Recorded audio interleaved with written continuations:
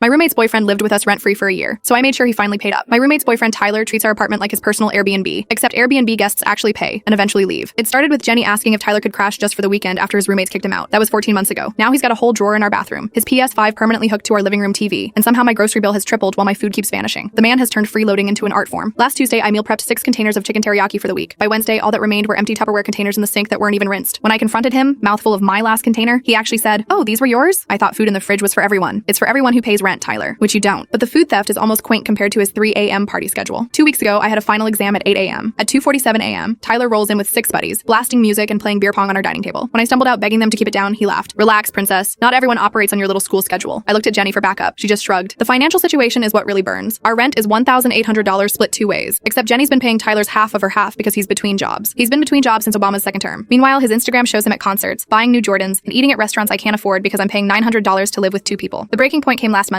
I'd saved for 2 months to buy noise-canceling headphones for studying. Left them on my desk Sunday night. Monday morning, gone. Found Tyler wearing them on his Instagram story, telling people about his new headphones. When I demanded them back, he said, "Chill, I'm just borrowing them." Jenny said it was cool. Jenny hadn't even been home. That's when I realized Tyler wasn't going to leave on his own. Jenny wasn't going to make him. He'd squat here forever, eating my food, stealing my stuff, treating me like the inconvenience in my own home. So if he wanted to live here so badly, it was time he learned what that actually cost. I spent the next 3 days documenting everything. Every grocery receipt since Tyler arrived, every utility bill showing the massive spikes, photos of my missing items in his possession. Then I discovered something beautiful. Tyler had been running a cash-based tutoring business from our apartment, meeting clients in our living room while we were at work. Mrs. Penn from 2B mentioned she'd hired him for her son's SAT prep for $80 an hour, cash only. 5 other neighbors confirmed similar arrangements. The freeloading boyfriend was making serious money while claiming he couldn't afford groceries. I calculated 14 months of expenses that came out to $5,000 in food and $9,000 in rent. But the real ammunition came from our lease agreement. I prepared everything meticulously and then announced a mandatory house meeting. Tyler slouched on our couch in yesterday's clothes, annoyed at being awake before noon. Jenny sat beside him, already defensive and asking, "What's your problem now?" I placed a thick folder on the coffee table. "Tyler, we need to discuss your tenancy." He scoffed, but I continued, pulling out receipt after receipt. "You've missed $14,000 in accumulated costs while making $5,000 a month from your tutoring business." Jenny's eyes widened and the color drained from his face. "You've been making $60,000 a year?" Jenny turned to him with her voice shaking. "But you said you couldn't afford anything. I've been paying your portion." I slid the final document across the table, a notarized letter from our landlord. "He's given us 10 days to resolve the unauthorized occupancy or we're all evicted." Tyler grabbed the letter, hands trembling. "This is insane. You can't just—" "I already did. Building management knows about your business. They're checking whether or not you reported your income. The IRS might be interested too." Jenny stood up, tears streaming. "You told me you were broke. I emptied my savings." Tyler turned to her, stammering excuses, but she was already packing his things, throwing clothes into garbage bags. "Get out, now." He tried to argue, but Jenny had transformed from enabler to enforcer. 14 months, Tyler. I ate ramen while you made $5,000 a month. By evening, Tyler was loading his car, Jenny tossing his belongings from our balcony. The other tutoring parents had been notified their teacher was operating illegally from a residential unit, so his cash cow had dried up overnight. Tyler's been couch surfing for 3 weeks now, calling Jenny 40 times a day from different numbers. She used his tutoring fund to take herself on a nice vacation.